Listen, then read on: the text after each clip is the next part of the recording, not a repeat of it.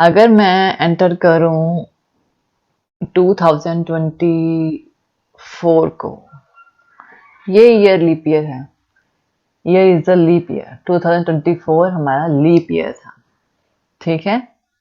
तो अब आप ईयर और लीप ईयर का पता लग गया, ठीक है ना। अब ईयर लीप ईयर का तो आपको पता ही होगा कि लीप ईयर वो ईयर होता है जिसमें फरवरी में 29 डेज होते हैं।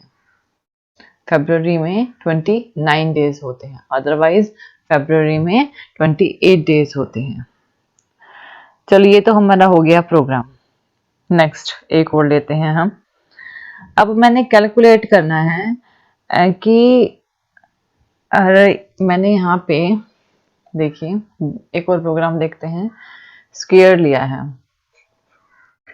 स्क्वायर का एरिया, एरिया क्या होता है? एरिया होता है साइड इनटू साइड। और नेक्स्ट होता है इसका पेरीमीटर। पेरीमीटर, पेरीमीटर क्या होता है? 4 इनटू साइड। ये मुझे कैलकुलेट करना है कि हमारा जो स्क्वायर है, यानी कि इफ साइड इनटू साइड है तो दिखाए कि हमारा जो स्क्वायर का एरिया दिखाए, अदरवाइज स्क्वायर का पेरीमीटर रिप्रेजेंट करे। तो सबसे पहले मुझे क्या करना है? एंटर करना है। अब मुझे ऑब्वियसली एक साइड को, स्क्वायर की साइड की मेमोरी बनानी होगी, ठीक है, साइड की।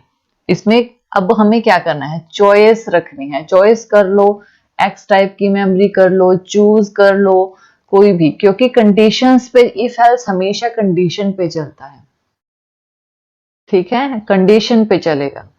आप ध्यान, आप साइड तो लिख दोगे लेकिन कंडीशन, चूज कंडीशन दोगे ना। कंडीशन अगर 1 है तो साइड इनटू साइड करेगा, अगर 2 है तो एल्स, एल्स में 2 3 केस में हम अलग से जाएंगे। अगर 1 नहीं है तो पेरीमीटर को दिखाएगा, है ना। तो इस वजह से अब यहाँ पे हमने प्रिंट कराना है, enter any side of square. Side of square, मैंने स्क्वायर की कोई साइड एक, क्योंकि स्क्वायर की साइड इक्वल होती है ना, तो एक साइड एंटर कराऊंगी तो ऑब्वियसली सभी साइड्स इक्वल ही रहेंगी। और इसी को ही मैंने स्कैन करा लिया, साइड को। लेकिन उससे पहले मुझे एक चीज और करानी है। मुझे चूज को,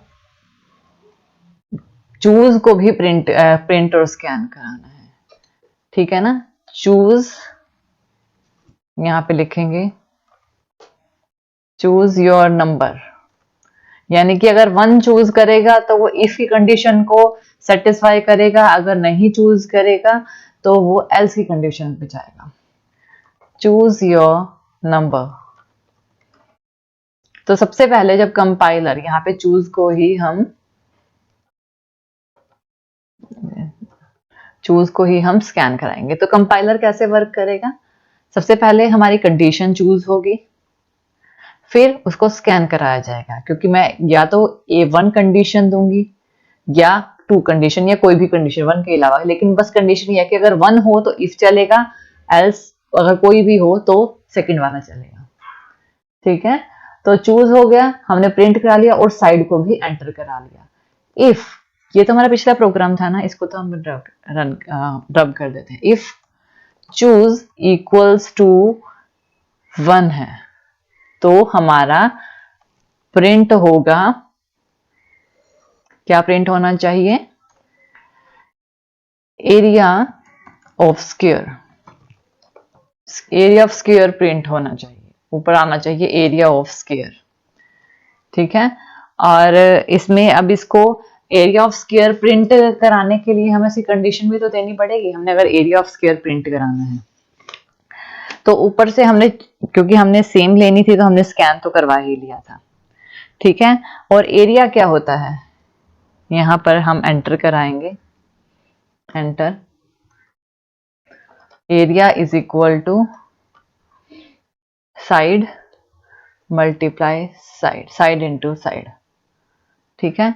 अब इसको मैंने क्या किया है, अगर अब हमने एरिया टाइप की मेमोरी भी तो हमें बनानी पड़ेगी, जो कि हमने नहीं बनाई, क्योंकि वो एरिया में जाएगा। तो इंट में, क्योंकि वो रिजल्ट इंट में आएगा और मैं इंट में ही एंटर करूंगी, तो एरिया नाम की एक मेमोरी को क्रिएट कर लेती हूँ। ठीक है, एरिया नाम की एक मेमोरी को मैंने क्रिएट कर लिया।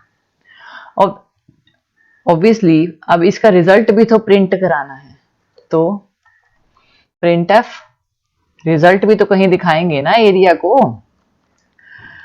यहाँ पे लिखेंगे area is equal to %d और कॉमा और प्रिंट कराए एरिया को, रिजल्ट प्रिंट होगा यहाँ पे। ये तो हो गया हमारा एरिया का। अब हम कराएंगे क्या चीज, एल्स।